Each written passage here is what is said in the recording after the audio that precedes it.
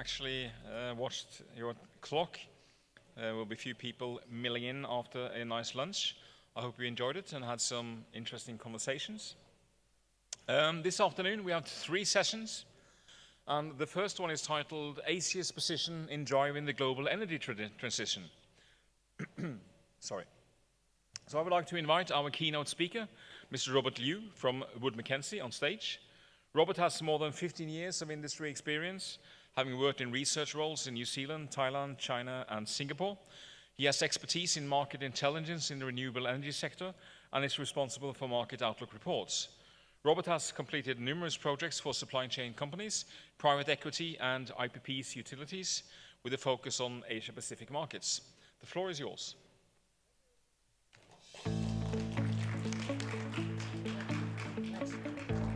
Hi, thank you everyone. Yes, thank you for Recharge and also WindEnergy Hamburg for organizing this event.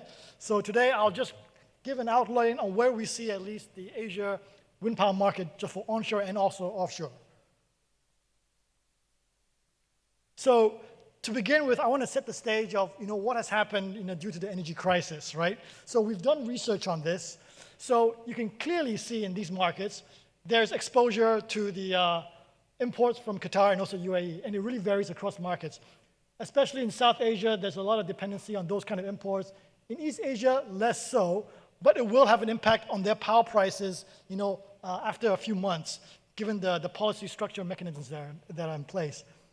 At least for us, the implication of the energy crisis that one, we do expect to see, at least in Asia, that coal will take more market share from gas and LNG. Yeah, we kind of see that, but that's only in the short term. 2, and this relates to us, we do expect to see more acceleration of growth plans for renewables. I can talk about that later in certain markets. And also, of course, upstream folks and at Wood Mackenzie, we're also tracking a lot of fast-track projects of local domestic gas resources, in addition to diversifying to renewables as part of the energy security. So, at least for us, the overall message for Asian LNG is that, okay, these supply disruptions, they really have a big impact in terms of energy security and affordability. There's going to be, unless you can get a swift restoration of confidence in the market, LNG demand will kind of slow down a bit in the market. So in terms of, this is the second time that has impacted LNG and impacted, power prices. We hope to see, and we are starting to see, more companies are diversifying their energy mix. So our wind team has actually tracked what is the impact in terms of on power prices, on also equipment capex prices for onshore and offshore wind. In general, we're seeing at the bottom, you can see on the x-axis, depending on how high the oil prices, we're seeing up to 10-15% increase in the costs. Of course, it varies depending on the sites, but mostly we're seeing the highest increase in logistics and also oil and gas derivatives. So we're talking about lubricants, all the kind of stuff that goes in the turbine. But it does have an impact on wind power development costs, and yes, in the short term, depending on what the oil price will be, yes, this will have a significant impact on whether the project cost will remain high or come back down. So one important thing that we do see is that, we see all the time people talking about the markets in the US, like, oh, this is a big power market. But I can tell you at a global level, the market that will see the fastest power demand growth and is the largest power market in the world is Asia Pacific. Not even close. The Europe and the US markets, they're growing at 24%, 41% over the next 20 years. But in APAC, this is a market that's growing upwards of 70%. China itself, Southeast Asia, the rest of APAC, we're already at a level where it's competitive with US and European markets. And if you were to ask me, like, has the energy transition slowed or accelerated? We do track the data. We do track in terms of the power generation, how the system operates. It has accelerated it. So in markets like US, you might see the slowdown, but in US it's very clear. Wind, solar power, back in 2015, only 4% of the power mix. Nowadays, 20%. 2030, we're getting close over 30%. And this is not just a China story. On the right-hand side, I showed the same thing, but without China. So 2015, we're talking about maybe just 2%. Nowadays, we're at 13%. And then in 2030, we're talking about 20%. So the energy transition is still happening in APAC. It has not slowed down, so that is also driving a lot of the new build-out in terms of what we need. So in Wood Mackenzie, we track every power project coming online, whether it's conventional power or renewables, and it's very clear from the projects we track, it's mostly renewables, especially solar power, which is the yellow line. But of course, wind power is that turquoise color. It's also the second largest share in terms of the new added capacity. And take note, even though in APAC we are still adding new thermal power capacity, especially from coal power, we're also decommissioning it at the same rate. So there's a negative minus 100 gigawatts over there on the y-axis. That's how much coal is being decommissioned every year. So to meet the power demand, it's mostly coming from renewables. Okay, and now if we look specifically at wind power, it's very clear, globally, this is the picture we see. China is already more than 50% of the global market for wind power. If you look at it breaking down by different regions, we are one of the fastest growing markets for wind power. And China is growing at 11% CAGR. The rest of APAC is growing at 12% CAGR. And in terms of the new added capacity, the rest of APAC is going to be one of the largest power markets for wind power as well. We're going to be getting close to 300 gigawatts by the end of 10 years. That's close to about 100 gigawatts nowadays. And then if we look at the main markets, so obviously China is a different scale from everybody. We're adding about, on average, about 100 gigawatts every year in the China market. Offshore wind, still growing in China, but it looks small on that scale, but on the global scale, it is the largest in the world. So this market is still growing at 10% CAGR, but at the same time, it kind of flattens out nowadays and getting to 2023 and 2030. And it's because China has changed the policy mechanisms. China has, in order to make renewables more sustainable, they've tried to align more with market drivers instead of relying on tariffs. So with this change in policy, we're seeing that growth kind of leveled out a bit. On the right-hand side, we have India, which is the second largest wind power market as well, in APEC. That's growing at about 8% every year. But our power team, when they look at the projects, I think there's some concerns. When you hit 2030, there's concerns about site availability. Where can we find the good wind speed sites that are close to the transmission infrastructure? And right now, we're seeing it all getting congested around Gujarat area, around the good areas. In the south, where the wind speeds are fantastic, it's already jammed up. So the market is growing in India. It's growing at about 8% per year, but that needs a lot of support in terms of the transmission to ensure that this is more sustainable market, past 2030.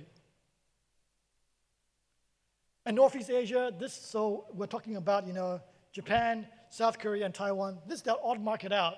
You can see here, these markets, they have very limited onshore land space, so they have relied very heavily on offshore wind. And you can see here, like no other regions will need to rely so much on offshore wind, but these markets. But offshore wind is still emerging sector. The costs still remain high. In the long run, they have no choice but to choose between offshore wind or more nuclear power. So onshore wind, solar power, they're kind of limited in terms of the scale they can do out and in terms of the pushback from local communities. But in the long run, these are the only exceptional markets in Asia which relies on offshore wind that needs to expand out. But on the bright side, they're growing about 1 gigawatt a year, once you hit 2030. Looking back at the Pacific and also Southeast Asia, Australian market, yes, Australia is one of the fastest market in terms of the energy transition. We are seeing about 3 gigawatts added a year, although it kind of goes up and down because Australia is a really liberalized power market. Different states change their political leaders all the time, so the policies is not as stable as it could be. So we do see giant projects coming online and coming offline and getting approved and also, disapproved in Australian market. So, but in general, this is about the equivalent of the entire wind power market in Southeast Asia. And Southeast Asia really is two main markets that we see. So it's Vietnam and Philippines. And that makes sense because that's where the wind speeds are in Southeast Asia. Southeast Asia is a low wind speed zone. But in Vietnam and Philippines, the wind speeds can be a bit faster. But we're also seeing growth in emerging markets, other new markets like, Cambodia, Laos as well that just came online. I mean, a lot of project developers are going to these markets. They'll find pockets of wind that are really good. And also, and they can build large projects because, the land cost is definitely not as high as some other markets you're trying to go into. So it really helps to help bring down the cost and make them cost effective. But it is a growing market, even in Southeast Asia, where we're seeing, it's getting to be a 40 gigawatt market by 2035. Yeah, it's also growing about 3 gigawatts a year. So you can say that in Southeast Asia, even though we're a low wind speed zone, we're still seeing about 3 gigawatts, comparatively speaking, similar to Australia. So to wrap things up, just to remind everybody, this is the outlook we're seeing for wind power in all of APEC. It's very clear China is just by far the largest wind power market in the world. It's adding hundreds of gigawatts of onshore wind every year. It's to support energy independence, it's to support energy security, and a lot of it is also to support the fact that it has a high capacity factor compared to solar. And you think about wind power in China. A lot of it is built all in the hinterlands, all the way in the western, the desert areas, these massive zones. There's not a lot of power demand there. But at the same time, we have AI that's coming in, a lot of data center power demand, all this extra capacity that's coming online that China's building out. It's effectively a sponge for AI. So it's really useful, at least for the Chinese government, in terms of energy security. You have all this spare capacity coming online. And that's why the government at least commits to building out more and more renewables. As you get out of China, you can see the market now kind of all spreads out through 3 big markets. You have India and Australia and also Vietnam. Australia has fantastic wind speeds in certain areas. India, of course, has been doing wind power for a long time as well. They have their own domestic supply chain for wind components, but it's a market where we don't really see offshore wind picking up in India, even though the market government says they might do it. So despite India being a huge market, it's mainly still catered just for onshore wind because the market is very price sensitive. It's very hard to find off-takers to pay a higher price for offshore wind when you can get a much lower price. Even hybrid projects, onshore wind plus batteries, 24/7, they call round-the-clock power in India. It's priced at around $40 to $50 per megawatt hour. Offshore wind, we're still talking about over 100. So yeah, that market is still very sensitive to it. Unless the government can subsidize it, India remains a very big onshore wind market. For Australia, they might start doing some offshore wind in the future, but Australia has so much untapped land. The wind speeds are fantastic there. We don't see any changes in there. And also Australia wants to be potentially one of the big markets in the future in terms of exporting potentially a source for hydrogen in the future. Although it's slowed down a bit recently, it'd still be a major market in terms of where we're seeing the projects heading out. Southeast Asia, Vietnam really has it because the power demand is growing faster than any other places in APEC. Maybe apart from Bangladesh, we're growing at 8-9% every year in terms of power demand. How are you going to build it online? You need wind power, you need solar power. You want to build gas? That takes 5-10 years. You want to build coal? That also takes a long time as well. So renewables is really rapidly needed in Vietnam to come online. But that market has its own challenges in terms of the transmission infrastructure. And of course, the other major markets are in East Asia. We're talking about offshore wind.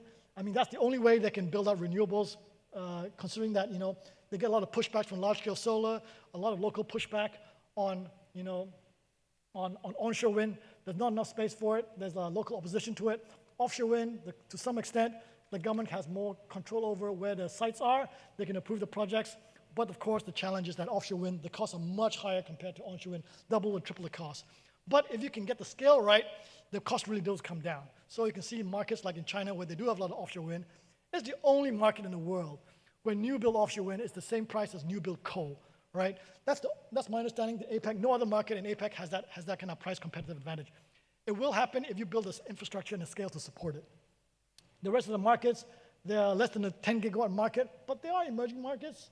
You can see that, wind power is not like solar power. You can't build it everywhere, but on the patches where there are good wind speeds, there are opportunities to build out large-scale onshore wind projects. And also a reminder, wind power has a high capacity factor. You pair it with batteries, you get it more stable, it's more dispatchable. So you combine that with solar power, as they do in India. Yeah, this is a real game changer for many markets in APEC, which are still suffering from the energy crisis. They're looking at alternatives. What can we build up in just a few years? So renewables is the only option, at least for the moment. We see this potentially in maybe nuclear SMRs, more upstream to get more gas, but that's going to take decades to come online. So if you need the power now, you want it to come online, really is you have to focus on renewables, and onshore wind at least will play a critical role, in APEC. All right, I think I'm running out of time, so I'll end it there and let the panelists come on board. All right, thank you.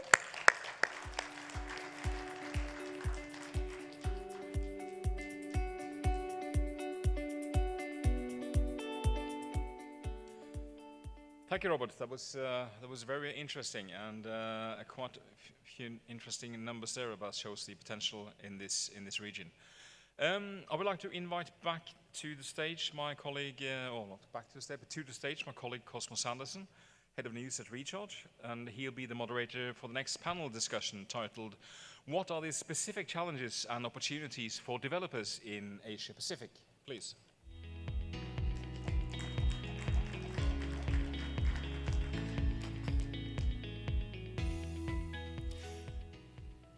Hello, and thank you all for joining us today. The Asia Pacific and South Asia feature many of the most significant growth markets for the global wind industry, with huge demand growth and low penetration of renewables in many countries. From mature markets like Japan and South Korea to fast emerging economies in Southeast Asia and, of course, India, developers here are navigating a very different set of risks and opportunities compared to Europe and the US. But while there is enormous potential upside in replacing coal, electrifying economies, and scaling wind, onshore and off, developers here are navigating a very different set of risks and opportunities.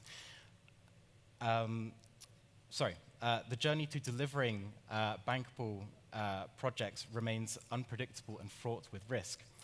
Fortunately, I'm joined today by a crack squad of wind industry experts from across the region who are going to tell us what it really takes to develop wind projects in Asia and how to avoid the landmines, in some cases literal, that line the path. So, without further ado, please give a warm welcome to our panelists. Nat Hutunuwat, CEO of wind power developer Impact Electrons Siam, Knut Vassbotten, CEO of Norway's Deep Wind Offshore, Sayuri Watanabe, Head Asia Pacific World Forum Offshore Wind, Olivier Duguay, CEO The Blue Circle, a developer based in Singapore, and Pernendu Chabe, Senior Vice President of Indian renewables giant Renew.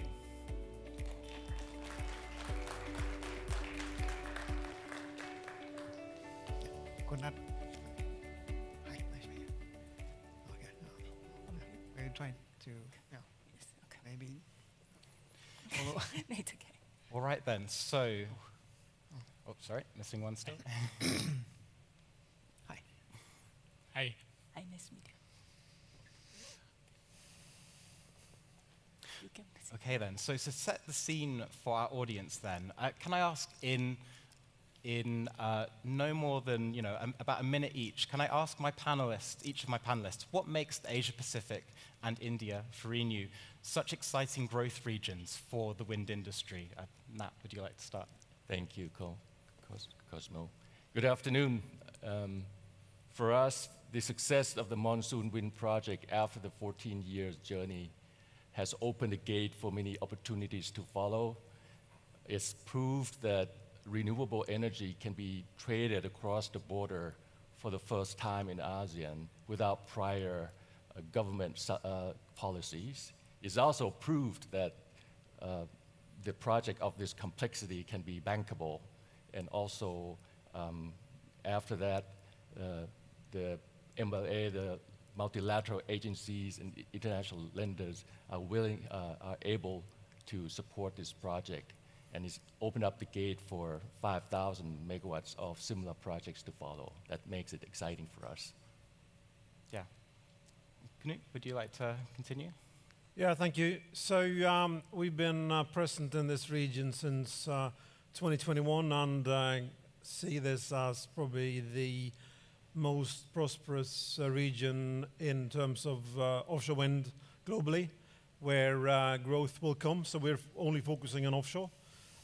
Clearly, we've seen from figures today that growth potential in certain countries is significant. We have a cost issue. So the important factor for us is to go into markets where there is a strong support from the governments and where also there is a willingness to pay what the actual cost of offshore wind is. I don't think we, as energy consumers, have much choice, but to also explore the opportunities offshore. But we have an obligation also, we as developers, to drive down cost. We have seen that the importance of renewables is increasingly coming up on the agenda for all the countries we're looking at here, where the energy security has massively contributed to what I believe will be a strong growth forward. Yeah. Olivia? Yeah, thank you very much, and it's great to be here again for the first wind-only conference in Singapore. So at the Blue Circle, we have been here since 2013, developing mainly wind projects all over the region, Southeast Asia and South Asia. And mainly, to answer your question, what is exciting here is mainly to go after untapped potential, untapped wind resources. I think, as we have been hearing also, and seeing just with the numbers just before, wind is maybe the last kid on the block, coming after many other technologies. This takes time. We have heard that. I have learned that also in the region. Everything takes time, and I think it's also when you look at the energy cycle and technology cycles, this is understandable, even if we have seen with Mackenzie the demand is growing tremendously. A lot of new coal and gas power stations have been built in the last 20 years, and these projects will not go away very easily. So we have seen that some of the coal is being replaced, but it's a very, very minimal, very small number compared to other parts of the world. So renewables is here to stay and to come to Southeast Asia, but it will take time. Yeah. Panendi. Hey, good afternoon. Thanks to invite me over here for this wonderful conference and wonderful panel discussion. So in India, if we talk about our growth in the onshore wind, we have done a bit better, but offshore we had been struggling quite a bit for quite some time. And if you look at the Asia Pacific as a region, I think some of the countries in Asia Pacific, they're doing decent. If you take the example of Vietnam, Philippines, in offshore side, they had been doing great work. So overall, Asia Pacific region, we can't afford to be lagging behind in the RE deployment, and that too in wind sector. And as a region, we have to learn from each other, given the changing geopolitical situation that we have. Right now, everybody has to go for all kinds of RE deployment as much as we can, right, to have self-sufficiency and energy security. We have already started feeling the brunt of it, right? So we are facing the difficulty in meeting our peak hour requirement. That's going to come big time in the summers in June. So overall, I think Asia Pacific has to come up in a big way, and it's evolving big time. Yeah. Thank you. Yeah. Please. So thank you very much. So it's a great honor for me to come here together with the market leader. I'm Sayuri Watanabe from the World Forum Offshore Wind, which is an industrial association focusing on only offshore wind. Now I'm joined this panel from the Japanese perspective and also offshore wind perspective. We already had a very good answer, so I like to make a very short. So scale and the competitiveness, they should be the make offshore wind in Asia Pacific attractive and growth. Yeah, fantastic. And across the region, which policy or regulatory hurdles vary most dramatically between countries, and how do developers manage the complexity that this brings? Anyone like to? I've got 4 developers here. We're going to take a first shot. Yeah. There are many, but I think I'd like to maybe share one outstanding one. Yeah. We think the policy about dispatching priority is something that we would like to really focus on and really be concerned about.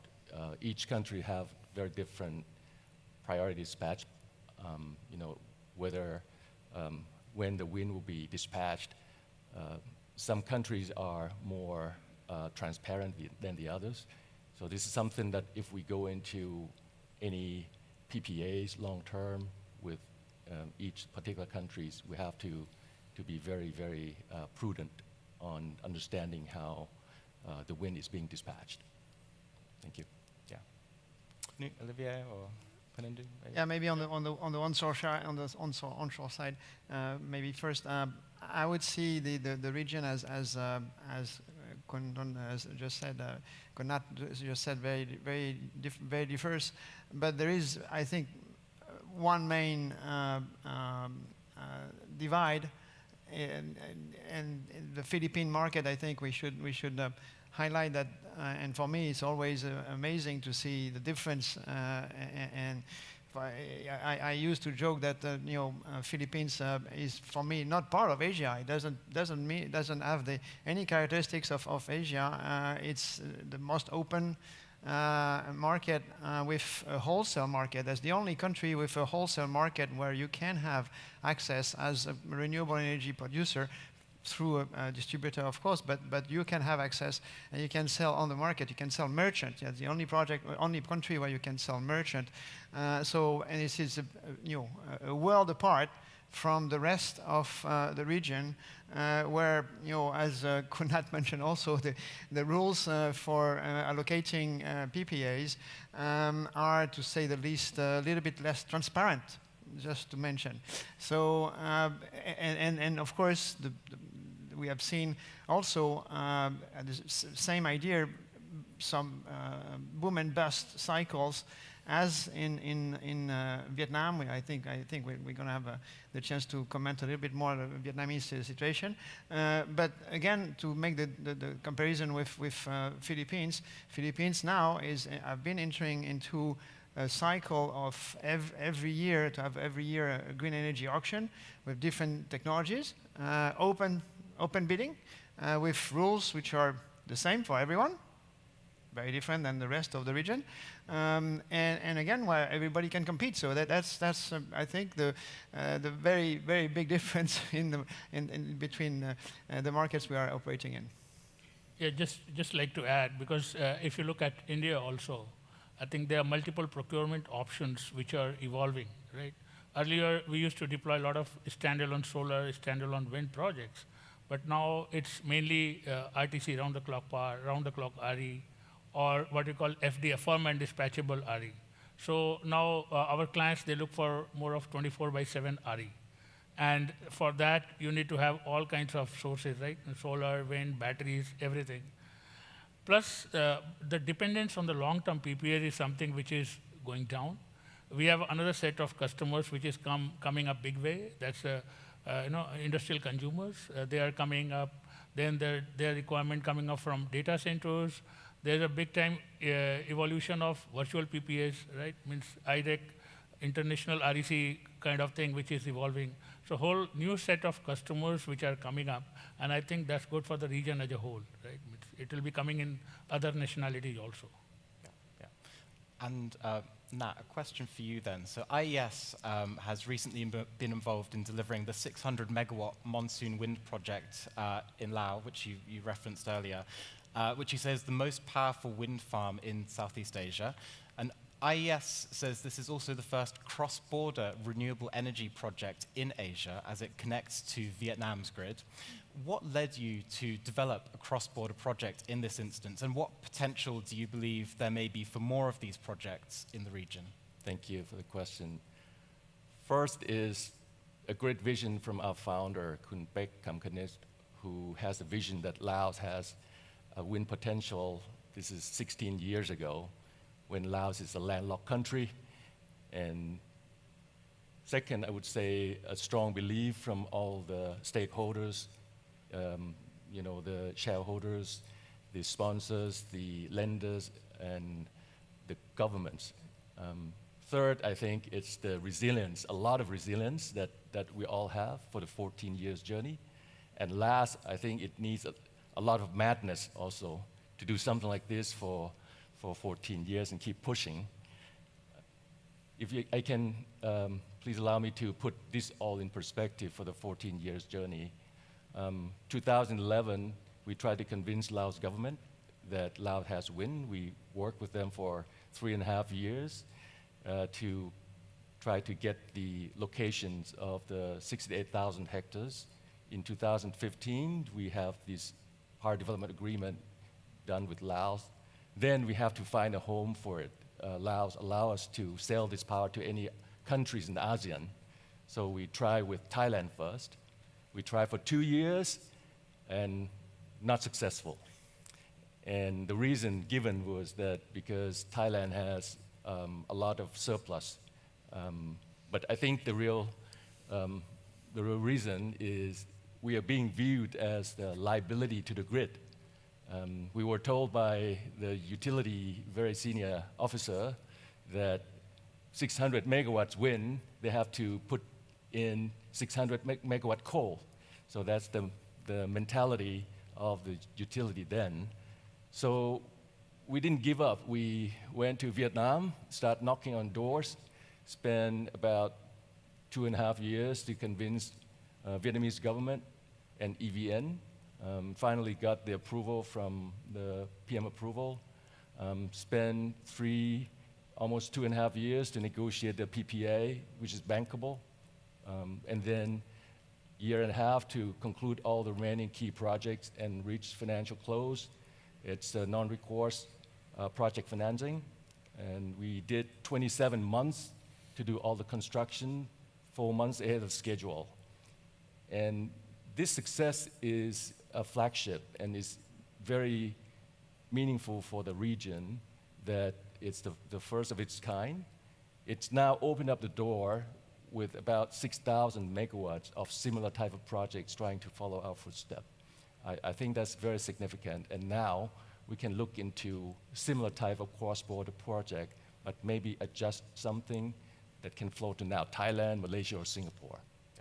And what lessons has IES learned from the project more generally about the challenges and opportunities for developing wind projects in the region? Thank you. I would say 3 things that I'd like to share. One thing is how to make it possible to do the cross-border project. I think when we went to Vietnam, the most critical things that changed from liability of grid to enhance security of grid is ability to find the matching between the source of power and the off-taker. We were able to find this very niche that actually wind power is very complementary to hydro of Vietnam. In the middle part of Vietnam, 80% is hydro. So we're connecting 500 kV to the middle backbone of Vietnam.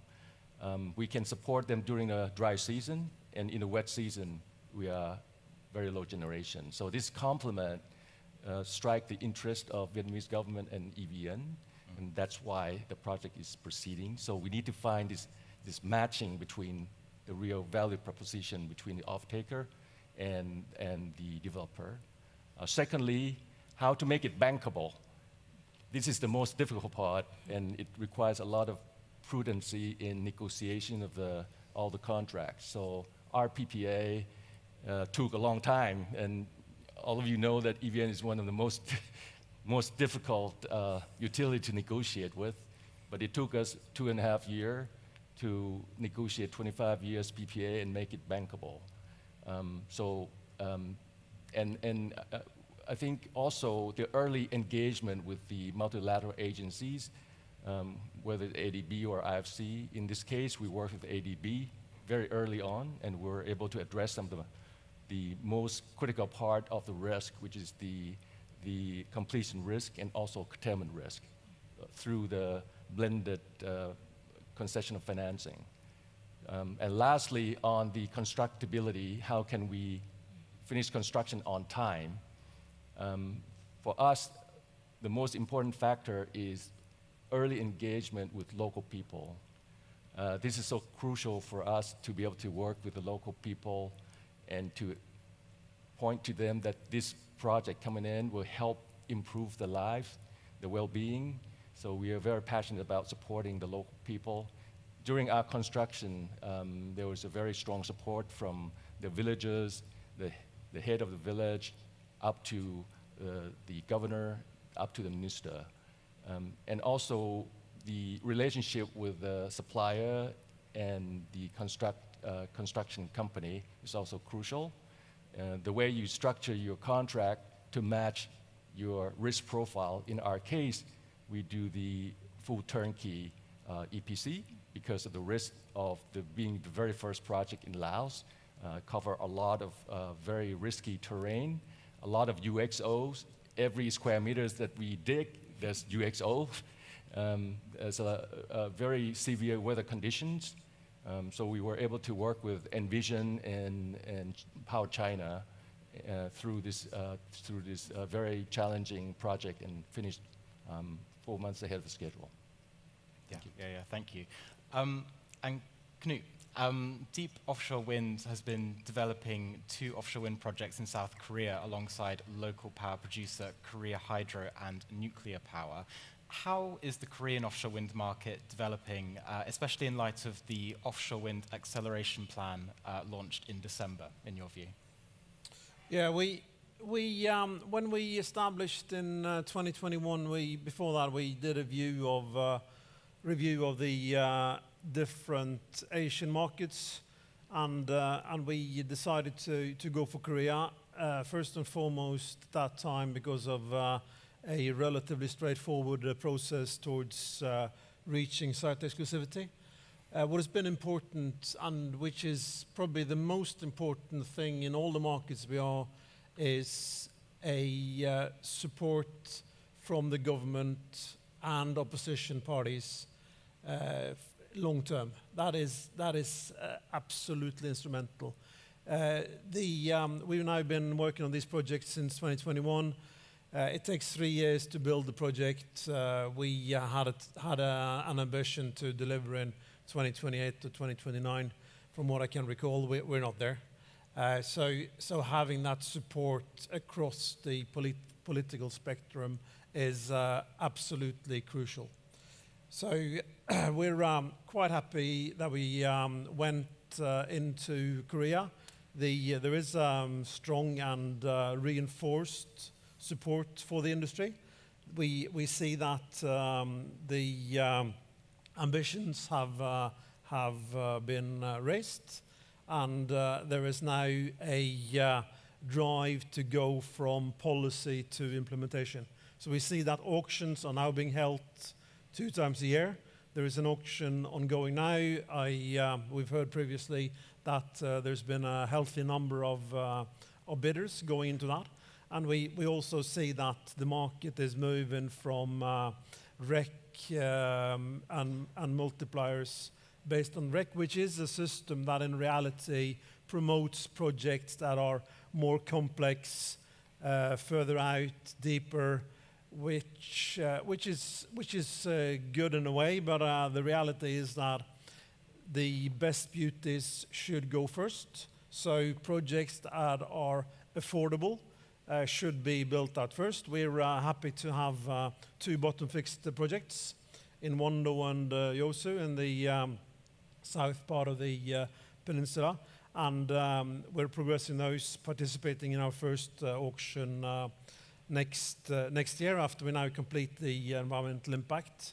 So then with the country going into a CFD system, I think that will be very good for the country. Will hopefully make things easier for us. We've seen certain projects having problems to offload the electricity under the current system. So a CFD-backed system will hopefully make that easier. And the final thing I was going to say on the what is important for a foreign developer coming into the country is to really understand what are the local drivers. We have an organization fully Korean. We have partnerships with KHMP. We just cannot do this on our own.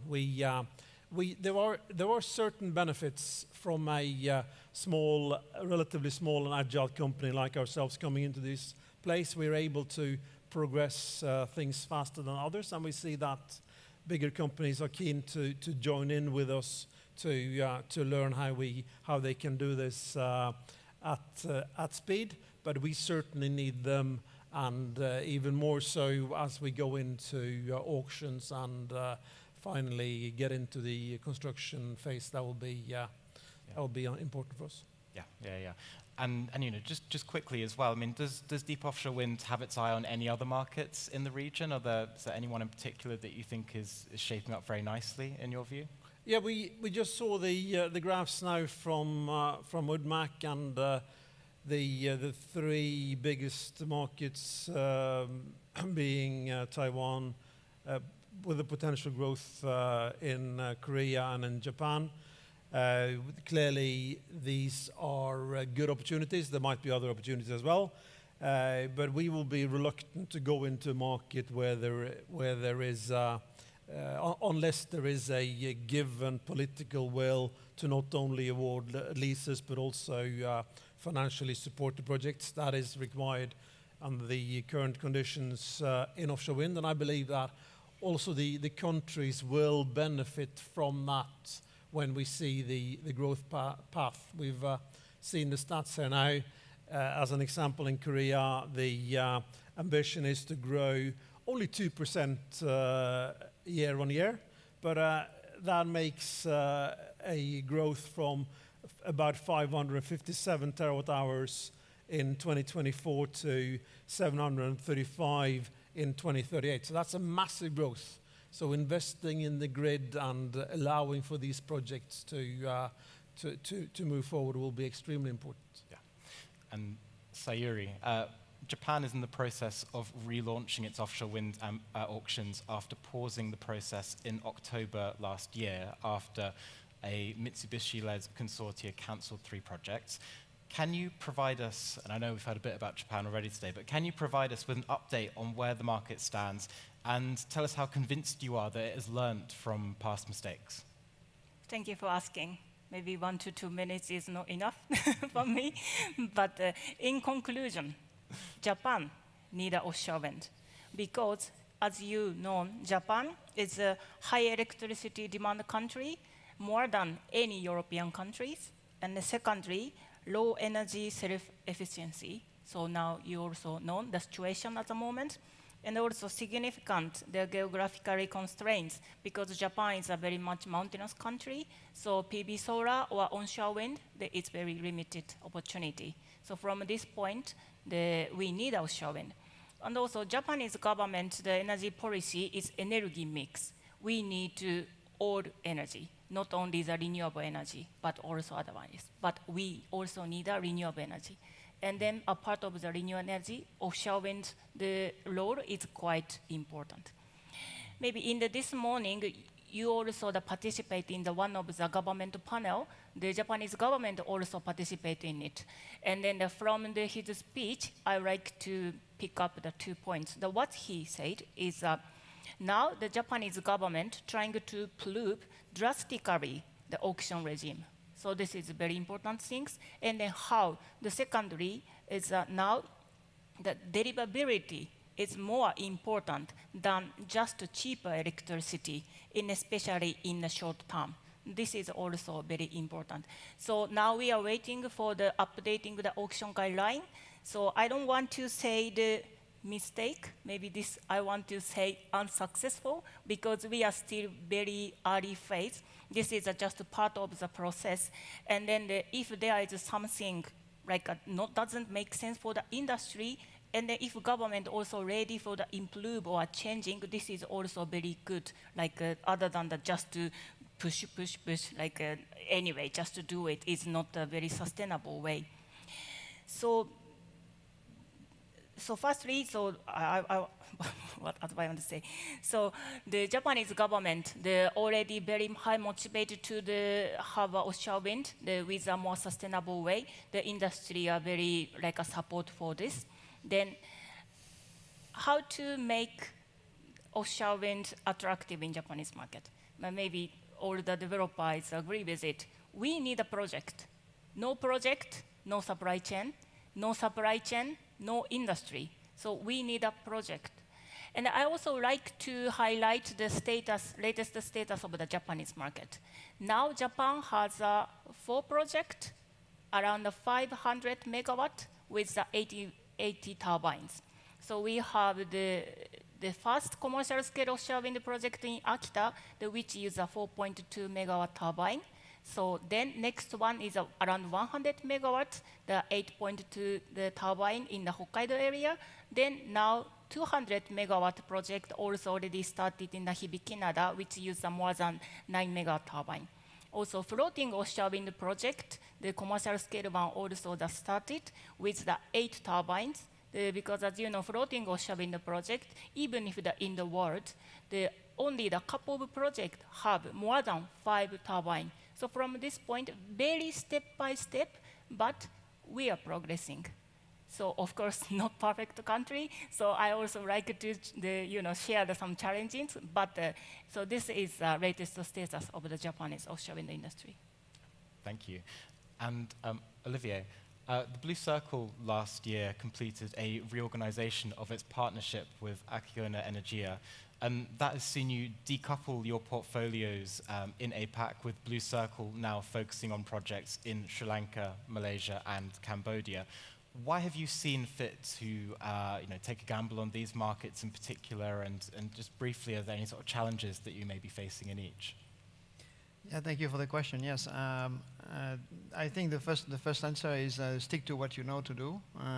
So we have been again pioneer, or we have been the first foreigner to build a wind farm in Vietnam in 2017. We have been the first foreigner in a lot of places, to win the wind tender in Thailand, and only foreigner to participate, also only foreigner to participate in the first wind tender in the Philippines. So we are a little bit like, the first mover. We try to be the first mover advantage, have a first mover advantage, and going always to, again, same thing, the wind resource. We are wind specialists. We want wind experts. I've been spending 27 years of my life into this, so we are looking at wind first. And where there is wind and there is no turbines, that's where we are interested. Because fundamentally, I think it will have a value in the future, in the 21st and centuries to come. I think that of course, wind is here to stay. Wind power is going to stay. And once a site becomes a power generation site from wind, it will always be the case, and we always have more technology, more new technologies to install in the same site. So that's the idea, the main idea. That's the reason why we're looking at building, maybe potentially, the first wind project of Malaysia, the first wind project of Cambodia for sure, and maybe in Sri Lanka being one of the first foreigner to venture there. Yeah. And you referenced this. I mean, the Blue Circle has also invested in the Vietnamese wind sector. That is going through a turbulent period, with renewables developers threatening to take legal action if Vietnam continues to impose electricity tariffs outside of the terms that were previously agreed. Can you talk us through your experiences in that market, and how difficult it is to rebuild investor confidence and trust when it has been shaken like that? You're right to phrase it like this. Yes, it's going to be very difficult at least for the ones who have participated or participating right now in the market. It will be very difficult to attract them again, I think, in this market. But of course, we all have very short memories, and I'm sure when the time will come, everybody will rush again to Vietnam, forgetting exactly what's happened in the past. I should just mention to the audience that we're not talking about, and you will say it nicely, we're not talking about here about renegotiation of a past PPA. We have seen that in Europe. Again, yes, and it was unheard of also in France, where I'm coming from, in Italy, in Spain. PPAs have been renegotiated. So, and it was a shock for everyone, but again, that's what could happen, and I think it was both parties, the private sector and the government, find a way. Here, we're not talking about this. We're talking about a political struggle in an emerging country, where the government decide to cut paying, meaning the EVN is not paying 1.4 gigawatts of installed capacity right now of wind and solar, just because the political struggle at the top, where we have nothing to do with this, of course, and we have been, again, of course, with others, pushed by the previous administration to build as many megawatts as we can, as fast as we can. So this is unheard of. We have never seen that before, and you're right to mention that there will be some legal action considered. Of course, it's an emerging country, so what can exactly you can do? Some will say that that's your risk. You're going to emerging countries, you take the risk of the emerging countries. Yes, that's the case, but as you said, I think the risk premium in the future for Vietnam will be much higher. I hope that is going to be resolved, this situation, but until now, until the last 2 years and a half, it has not been. So, and we have done everything we could, I think, to nicely ask EVN to start paying their bills. Yeah. Nat, you're in Vietnam at the moment, of course. So are you worried at all? Are your bills being paid? Of course. Just starting. Of Just course, starting. Of course, of course. They don't have the time to stop. We COD last year in August. The great news is there's wind, as we measured, and second best news is EVN paid. I think I can see the situation in Vietnam is getting critical. In our case, it's a bit different because we are cross-border from Laos to Vietnam. And when we try to negotiate the PPA, we have a chance to negotiate certain terms. It's a bit different from the domestic PPA, where it's the template, and you just have to accept the terms. So we were able to negotiate certain international terms like the arbitration and the governing law. Mm-hmm. So we're hoping with those kind of things can help protect the contract. But so far, they still keep paying. So hopefully, it's stay that way. Yeah. And Pernendu, India has set a target of deploying 500 gigawatts of clean power capacity by 2030, with at least 100 gigawatts coming from wind. So there's a huge potential market for developers. But what conditions are you seeing on the ground from a developer's perspective? Yeah, so 500 gigawatt by 2030, and we have set a target of around 800 gigawatt, 786 to be more precise, by 2035. Mm-hmm. So if you look at wind, by 2030, we aspire to have around 100 gigawatts, and by 2035, close to 155 gigawatts. So there is, last year we did 6 gigawatts, 6.05 to be more precise. So there's a need to step up, because every year there's a need to add minimum 10 gigawatts, right? So there has to be more growth which is required. When, from the developer's perspective, the first and biggest challenge that we face is in terms of grid evacuation, transmission, infrastructure. Normally, the transmission projects, they take more time compared to the RE projects and also the wind projects. So even if we are ready, we find it difficult to evacuate. That's number one. Number two, even in some of the locations, the spare capacity, the capacity in transmission grid is not there, right? Mm. We are planning to go for some HVDC or large transmission projects, but they all have their own gestation period.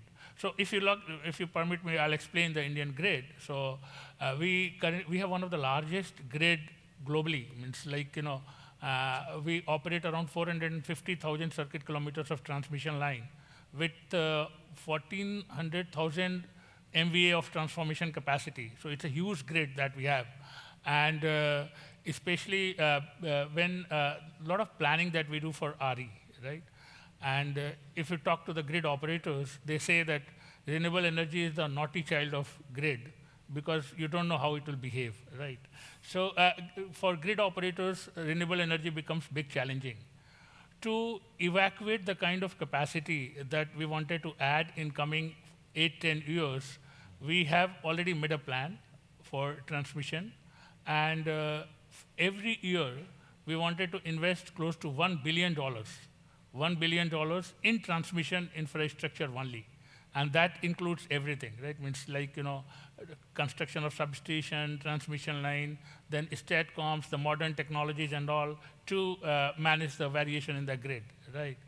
And means so in coming 8-10 years, we'll be adding around 130,000 circuit kilometers of transmission line, around 800,000 MVA of transformation capacity. So that kind of planning is already there in India for tackling this grid evacuation challenge. Next comes that the challenge that developers faces with respect to land and permits. So India means power is a concurrent subject, means there is involvement of both central government, federal government, and state government, but land is something which is state subject, right? So there's a lot of say of the state government on land, and there are a lot of approvals that you need from the state government, plus you need to handle the local people from who you are buying the land or you are leasing the land. So handling them, because they all demand very high prices. There are aggregators who try to act as middleman, right? And they try to maximize their gains out of those dealings. Then permits, we need civil aviation approval. We need approvals from the Ministry of Defense to deploy turbines. So all those kind of approvals, there are efforts to streamline them, but they still take time. And plus, last, that right of way, right? You know, right of way, the compensation part, when especially that 33 kV line that we build closer to the turbine. So there is huge demand by the villagers or the local people in lieu of that allowing their land to be constructed for the 33 kV transmission lines. So these are major challenges that we are facing. And the good part is there's a lot of support that we get from the government, right? So if you are facing any challenge in the execution, there is a cell in the central federal ministry where you can contact them. They will contact the local administration, and they will try to help you out, put you in touch with the local commissioner or local administrative officials, and they will kind of talk to the local people to solve the issue of compensation, etc. So there is a lot of proactiveness which is being shown by the government also, and that is something which is giving that motivation to the developers to come and execute, right? Yeah, thank you. And so addressing this to the whole panel then, in volatile, developing or immature markets, what gives developers confidence to commit capital to wind projects that take many years to build and will be producing power for decades? Yeah. Political will. Political will, I think, will never emphasize this enough. Again, an example, I will come back to the Philippines, and to make the difference between this current administration of President Marcos Jr. and the previous one.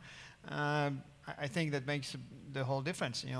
President Marcos have put especially offshore wind, I think, as the top of his priority, and renewable energy as on the top of his priority, and is doing it, is really doing it, pushing his administration to do it.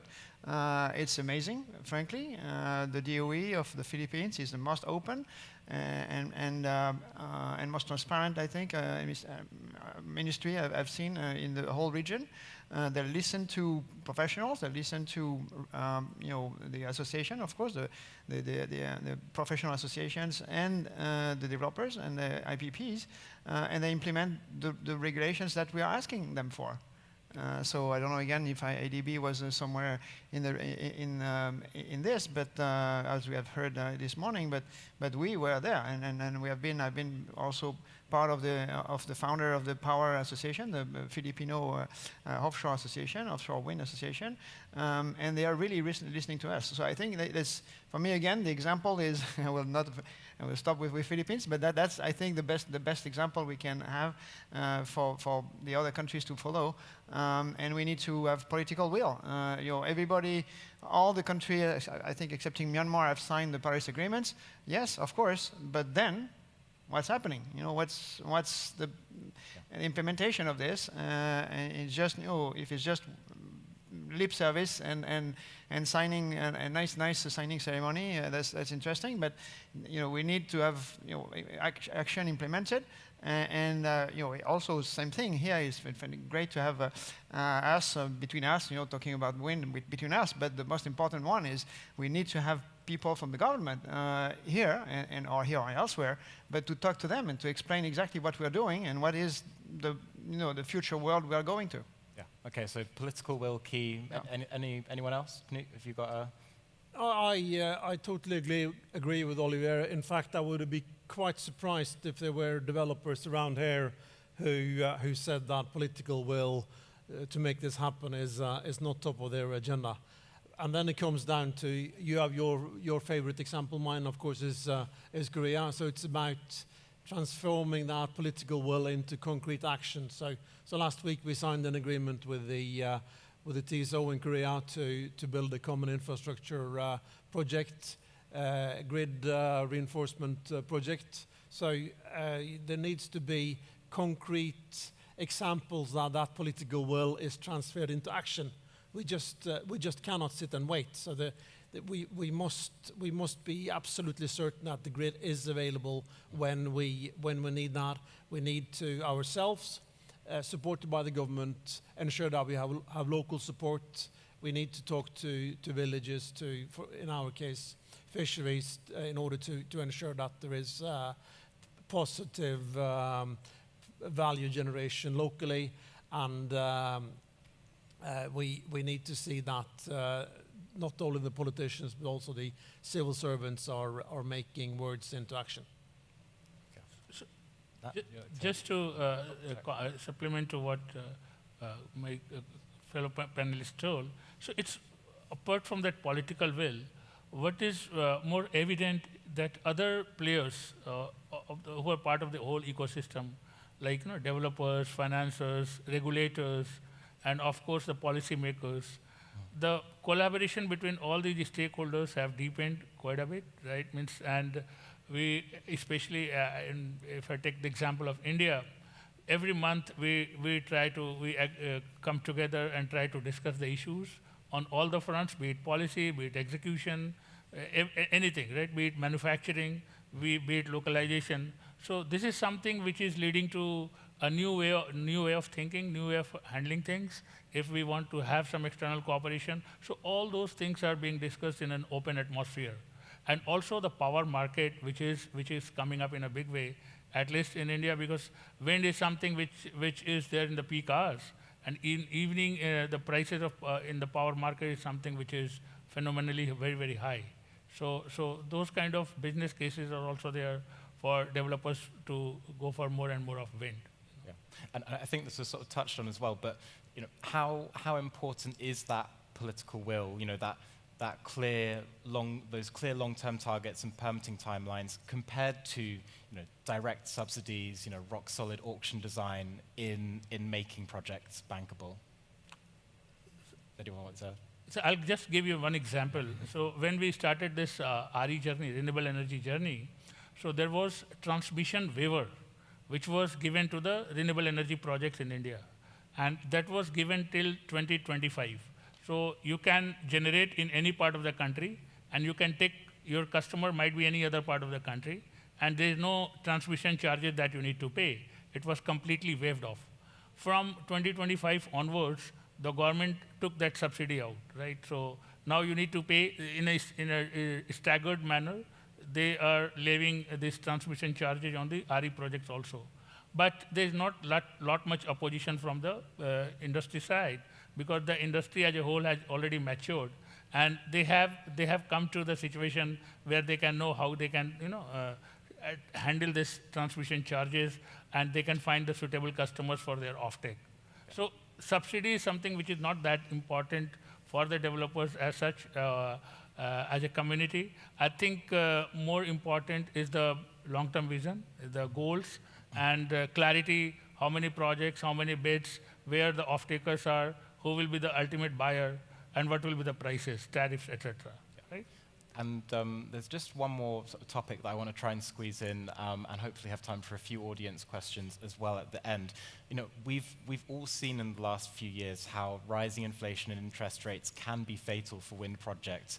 Now, the conflict in the Middle East has the potential for similar economic circumstances. How can developers in the APAC region protect themselves and their projects? Maybe just to come back, sorry, to your earlier question before jumping on this one, because what you said, to turn your question upside down, I think for us in the renewable energy, what would be best between subsidies and political will would be for the government to stop subsidizing our competitors, meaning the fossil fuels. That's more the opposite. We're not getting. I'm not feeling that we are getting some subsidies from any of these countries. We have some prices of some PPAs or some feed-in tariff in some cases that we can discuss, but I don't see that as a subsidy at all. On the other hand, we know exactly how much all these governments are spending. We're talking about Indonesia, talking about Malaysia, talking about all these. I'm talking about Southeast Asia, of course, only. In South Asia, we know how much the governments are subsidizing these fossil fuels industries. And what we need is them to stop this, to stop subsidizing fossil fuels, because the future is renewables, no more fossil fuels. So that's, I think, just to return your question, that's probably this way that we don't want subsidies anymore. Yeah. Also on the previous question. If I could add to this, it's a very important question, and I fully agree on the political will, but not sure whether it's blessing or curse for us. Our project has been actually ahead of the policies, and it's very, very difficult. And I'd like to give an example of the ASEAN Power Grid. It's been a talk, it's been a political will for 30 years, and still talking. So in our opinion, to make the project really sustainable, we need to be competitive, even against the conventional fuel. When we're asked by the Vietnamese that we need to be competitive, we went ahead and compete with the cross-border hydro projects of 6.95 cents. Now, how do we make this ASEAN Power Grid become a reality? We also need to be competitive, but now we can pull up, the mix of battery, solar, hydro, make it more firm, make it more quality, and with that, with the private sector pushing, with the help from the lenders, the MLAs, we can present that to the bigger scheme of the government and ask for more voices. So that's something that we are pushing for. We want to make renewable really being competitive and have its own space to push for the policies. Yeah. So, can I say something like a very short? So, go ahead. Like a clear and a strong regulatory leadership is essential because renewable energy, offshore wind, is a national strategy. What I want to highlight is we also expect to each government what's a priority. Of course, if they can have a target as early as possible, this is also important. Local supply chain could be also important. Lower electricity price could be also important, but it's not so realistic to achieve everything at the same time. So I think like each country has a different priority, different strengths. So we really believe, expect to each government what they would like to have a priority in short term and also middle and long term. Yeah, thank you. All right, so we'll try and squeeze in a little bit on the Middle East conflict and sort of implications for sort of APAC, South Asia wind as well. And just quickly then, looking at some of our developers on the panel, how concerned should developers be about the potential economic fallout of the conflict in the Middle East, and just quickly, how can you sort of shield yourselves from that or react to that? Nick, would you like to? I think I'll like to address two things. It was covered previously today in parts as well. I think one thing is to have a clause in the contract where inflation is covered. The other thing, which is more on us, is the reality is that it's only one point in time where you need to have your price right in a project. In the end, the price will be what it will be, but it's one time, and that is when you sign that CFD. So ensuring that there is limited time between signing the CFD and offloading contracts into the industry will certainly be my view of shielding the downside of the project, so that you have most of those contracts, certainly the long lead items covered when you win the Yeah, CFD. fantastic. Any of the other panelists? Just one point, because there's already some supply chain disruption which has started showing up, and we are talking to the government for declaring this as a force majeure. A force majeure for 2-3 months, and it all depends how it evolves. And I think there is kind of an agreement, but all the developers, they will get close to 2 to 3 months extension in lieu of this Middle East crisis. Secondly, the impact of this interest cost and inflation, that is something which will be a bit early to comment, but I think in the next auctions and the PPA signing, etc., that we'll be having, there'll be some upward impact of it, right? There'll be some price impact of it, and there'll be some increase in the prices because of this. Yeah. And how exposed are projects in the region? And I'll just say here as well, if you've got any questions from the audience, start thinking now, because we'll come to you in a second. But how exposed are APAC wind projects to global turbine and materials price volatility?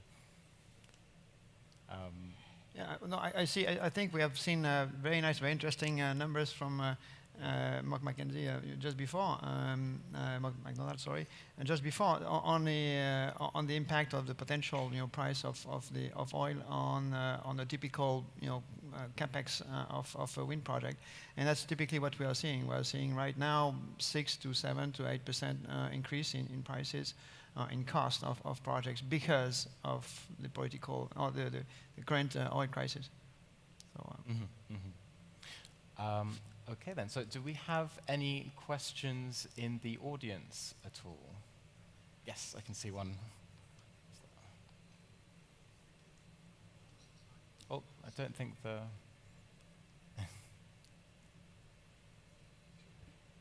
Thomas van Schaik with CF Wind Power in China.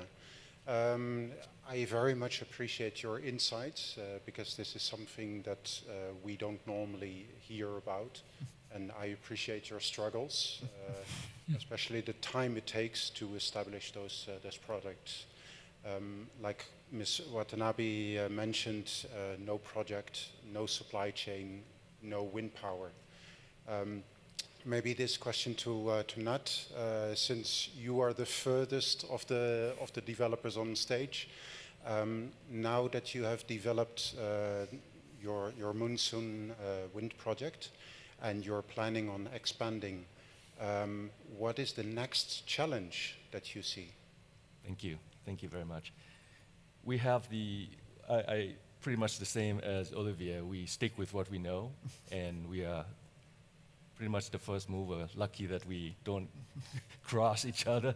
And we have the opportunity for expansion in our areas for another 1,000 megawatts. We probably continue because it's so difficult to get this 500 kV transmission line connected between the two countries. And now we own and have this dedicated line, 27 kilometers to the border, and the Vietnamese got 44 kilometers to take this power. So we can inject some of the wind project into that transmission line and continue similar type of the PPA. However, we have a bigger ambition. We really love to see the ASEAN power grid become a reality. And what we believe to really make this happen is to be driven by the private sector. For us, the way to make that work is to link, as we said before, find a value between the off-taker and the source of power. Laos is still willing to export, but now we have to improve the quality of power to be exported in order for the off-taker, which may be a hyperscale. If we can find a hyperscale which see the values of this green power, it's green, it's firm. We're talking maybe more than 80% capacity factor by combining hydro, solar, battery, wind together, and then it's scalable. So we try to link all this together. It's hopefully not another 14 years, but something that we can see it pretty soon. And we have a lot of support from multilateral agencies, lenders, and some of the supporters who want to see this happen. But again, political will is there, but there's a lot of complexity and challenges that we need to work with the government to make it work. Yeah. All right, I think we're actually just about running out of time, so I'm just going to ask everyone to give, one quick question, quick answer. So just wanted to check on a recent phenomenon we're seeing. So this year, wind-based generation in many parts of Southeast Asia and East Asia, specifically in China, the numbers came out yesterday, has been lower than it's been in usual years. In Vietnam, we have seen a protracted dip. I just wanted to know what is the reason why this is happening, and if this is going to be a continued phenomenon now that El Niño is coming. Is that addressed to anyone in particular? Or? Well, Southeast Asia, nothing is happening right now, excepting, again, as I mentioned, in the Philippines, the green energy auction coming for offshore, it's already on, and for solar and wind, it will be later this year. Otherwise, no feed-in tariff, nothing. So you have to go and discuss with the government each time, I think. So that's the reason why nothing is happening for the moment. Great. All right. Well, look. Thank you so much. Please give a warm thank you to all of our panelists. You did a great job. And I believe now that there is a coffee and reception, and that we will reconvene at 3:15. Thank you.